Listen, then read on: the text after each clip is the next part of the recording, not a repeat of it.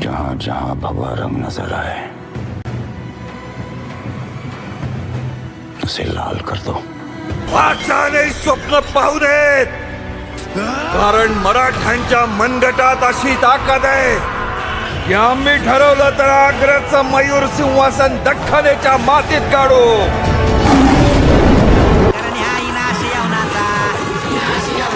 पावन करण्या मातीला हे आम्ही मराठ आलो या शिवबाच्या